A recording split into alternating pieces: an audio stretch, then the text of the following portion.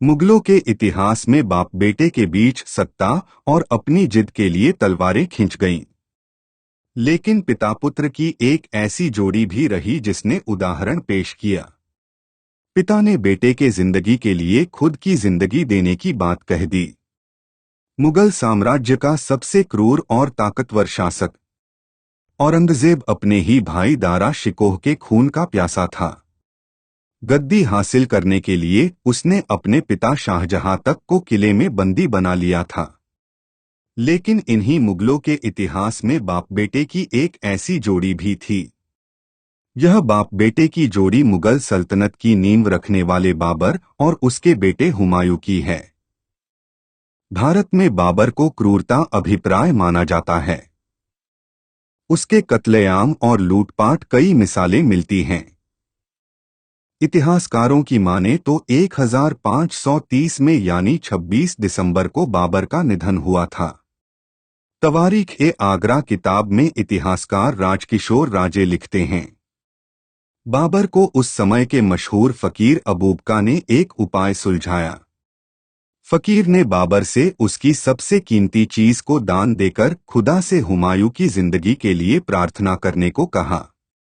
बाबर ने सोच विचार करने के बाद तय किया कि वो हुमायूं की जिंदगी के बदले अपनी जान देगा। बाबर ने बीमार बेटे की पलंग के 3 चक्कर लगाए और प्रार्थना की, ऐ खुदा, अगर जिंदगी के बदले जिंदगी दी जा सकती हो तो मैं अपने बेटे हुमायूं की जिंदगी के बदले अपनी जिंदगी देता हूं। इस प्रार्थना का वो असर हुआ जो कोई भी हकीम नहीं कर पाया। हुमायूं की बहन गुलबदन हुमायूं की जीवनी में लिखती हैं, उसी दिन से बाबर की हालत बिगड़ने लगी और हुमायूं ठीक होते चले गए। बाबर बिस्तर पर पड़ गए। हुमायूं के ठीक होने के कुछ महीनों बाद बाबर बहुत ज्यादा बीमार हो गया। जब ये लगने लगा कि अब उसकी मौत करीब है, तो हुमायूं को उसके अभियान से आगरा बुलाया गया। अपने आखिरी समय में बाबर ने अपने सबसे प्रिय बेटे हुमायूं को अपना वारिस घोषित किया। बाबर ने इस समय हुमायूं को कुछ सलाह दी। उसने हुमायूं से प्रजा और भाइयों का ख्याल रखने और उनके साथ दया से पेश आने की सीख दी।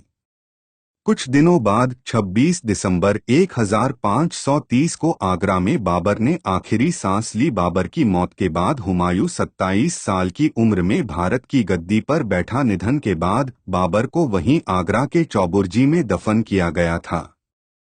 यह यमुना नदी के तट के करीब थी। हालांकि बाबर की इच्छा थी कि उसे काबुल में दफनाया जाए, इसलिए बाद में उसके शव को अफगानिस्तान के काबुल में बागे बाबर गार्डन में दफनाया गया। इसे बाबर ने 1504 में काबुल जीतने के बाद बनवाया था। तमाम मुश्किलों के बाद बाबर को भारत में जीत हासिल हुई थी।